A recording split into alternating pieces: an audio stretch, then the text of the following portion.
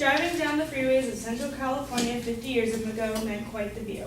Acres and acres of vast greenery filled with produce and livestock, the pride and joy of the farmers of California.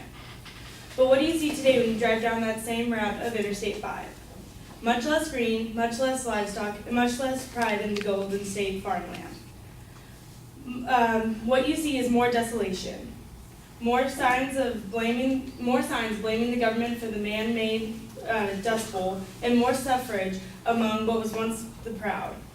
Government regulations, which are any legal restrictions set forth by a government authority on California farmers, have devastating long-term effects. This is proven in first, their outdated laws that force compliance and ultimately a loss in goods and funds. Second, environmental rules that create water and other resource scarcity. And third, an interference in the progress in business that farmers attempt to create. Outdated laws force compliance on behalf of the farmers. Laws and regulations from the Depression are still enforced upon these families, which ultimately causes a loss of their goods. For example, California raisin farmer Marvin Horn of Kerman is in violation of a law from the 1930s that requires him to set aside a portion of his crops and turn them over to the government, all without compensation. Because Horn has refused to do so since 2002, he is facing a minimum fine of $650,000 for doing so.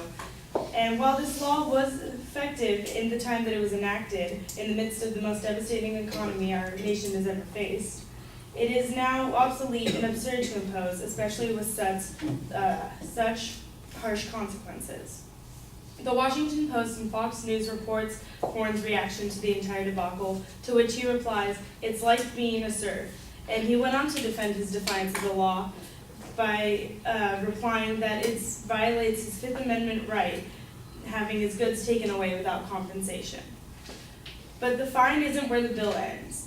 Because the law states that Horn technically owes the grapes to the state of California, the face value, the outrageous fine and the cash value for those grapes would total to about $3 million. And Horn finds it preposterous that this battle has to even be fought, and if he were to lose, the family would go bankrupt. The regulations set upon this raisin farm gives him no option but to comply and puts him in the exact predicament many find themselves in, risking their food, funds, and farm, all in the name of following the rules. Environmental rules create water and other resource scarcity in California. There has been controversy for years over the water flow in the Central Valley, all because of one little creature, the Delta smelt. The Delta smelt is a paltry little fish that gets no bigger than 3 inches long and has caused quite the uproar in the state capitol. Because the Delta smelt can only survive in its habitat in the Northern California region, it is approaching an endangered status as a species, which has captured the attention of several animal rights groups. This kick-started a campaign to stop all water flow to the Central Valley to save the smelt, thereby harming the farmers and all their resources, and now they have no water. While this fish has the United States Senators Barbara Boxer and Dianne Feinstein on its side, the farmers seem to be reasoning with a brick wall when it comes to their concerns over water and other resources. Lastly, the government burdens only interfere with the progress in business that farmers try to further. Not only do the farmers grow and produce food that supplies our state, but states across the country and stretching as far as the world. According to the California Department of Food and Agriculture, in 2004 we supplied close to 2,000 in millions of value to the European Union alone, and that was before our exports to Canada, Japan, and Mexico, all which exceeded 500 millions in value.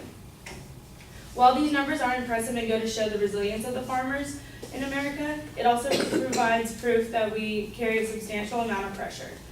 This pressure is too great when the expectations are so high from the government regulations and the restrictions that overwhelm those trying to provide for our state, country, and world. So what do you see when you drive through Central California? Do you see less orange groves and raisin crops? Do you see less cows grazing the green grass? Or do you see broken families trying to make ends meet as they try to pay the government fines of both goods and funds?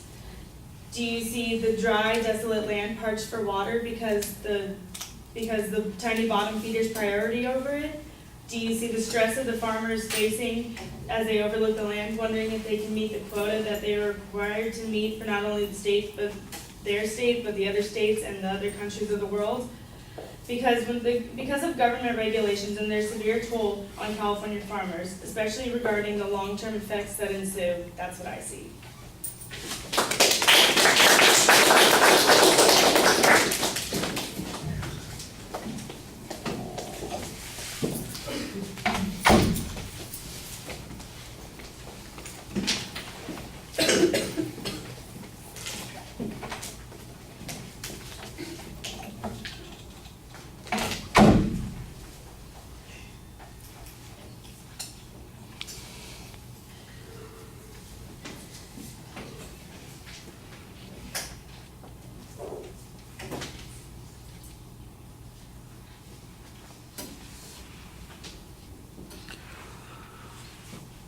All right, I'm seeing a trend because this has happened in several of the speeches that we've heard. We're doing the same kind of thing. You state the proposition. In this particular case, there is a declarative sentence there. It is a little bit buried in the introduction. I do think you want to signpost it a little bit more so that we can see it. But the same thing is true of the secondary points that I mentioned in some of the other speeches, and that is you've given us a signpost, a set of information here, but it's not always clear what the claim is on those particular points, and that should be clear so that I can see how this information fits into the argument that you're presenting. The first example is all about this raisin farm, and you've got a good illustration here to show your point. The argument is that there are outdated rules that are hindering the productivity of the farmers in the Central Valley. And here's your example. So that's the way it ought to be stated, that these outdated rules are having this particular effect. And the way it really comes across is here's an example on this point. The example is supposed to support the inference. I also think that you need to generalize that example a little bit more. As far as I can tell, this is the only farmer that's having this particular problem. He's the one who's defied the law, so maybe there's a political reason that he's doing it, and he feels that it's just to do that. But then, what is the impact on farming in the Central Valley? I know what the impact is on his particular farm, but you're making an argument that is generalizable, that these government regulations are having a negative effect. It sounds to me like the negative effect here is because the guy did not comply with the law. Now, if the law doesn't work, it's unnecessary. Those are things that you need to develop in the argument. I certainly see that there are probably good reasons to believe that they are unnecessary. And this guy's actions are an attempt to demonstrate that. But to make an inference from that there's a consequence to farming in the community, I think is a big leap, and you need better information on that. On the Delta Smelt argument, I think that you kind of simplify the issue a little bit. I think you explained it, but it's, we got a simple explanation of it. How much water has been diverted? What's the impact been on the Central Valley? Are they getting zero water? Are they getting so much less water?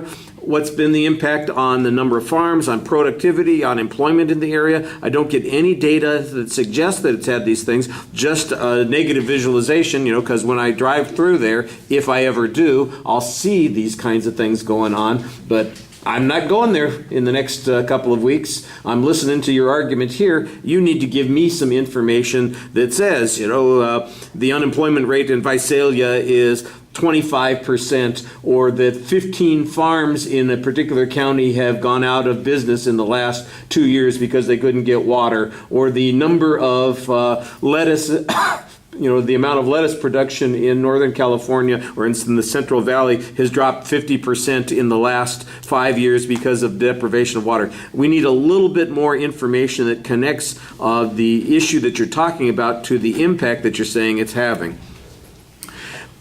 I didn't understand what the whole third point was about, except that California once was a pretty important exporter of foods, and they still are to some degree. And okay, So what does that mean? I don't think you're making an inference here. You're just describing some more information, and I think that's a little bit problematic. You do a nice job with the visualizations, and I think you attempt to build a very persuasive view of the subject, but in building the argument, you need to have, I think, stronger data. All right, thank you.